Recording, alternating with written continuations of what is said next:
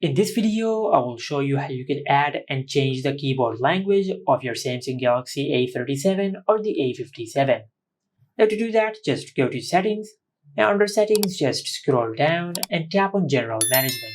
From here, just tap on Samsung Keyboard Settings, then tap on Languages and Types. Tap on Manage Input Language, and from here, just select the language which you want to add to your keyboard.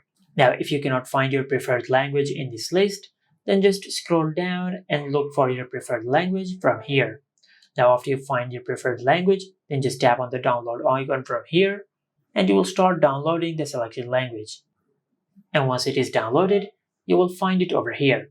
Now, if you only want to use a single language on your keyboard, you can enable the toggle for your preferred language, and you can disable the other one like that. Now, whenever you open the keyboard on your phone, the language of the keyboard will be set by default to the language which you have selected. But if you want to use two or multiple languages at the same time on the keyboard, then just go back to the Languages section, and from here just tap on Languages and Type, and tap on Manage Input Languages. And from here just enable the toggle for the languages which you want to add to your keyboard. And after you do that, now if you go to your home screen and if you open the keyboard on your phone, by default it will be set to one language, but you will find this globe icon at the bottom of the keyboard. Now if you tap on the globe icon, you will switch between the languages which you have enabled, just like that. And this is it. Make sure to like, comment, and subscribe. Thank you for watching.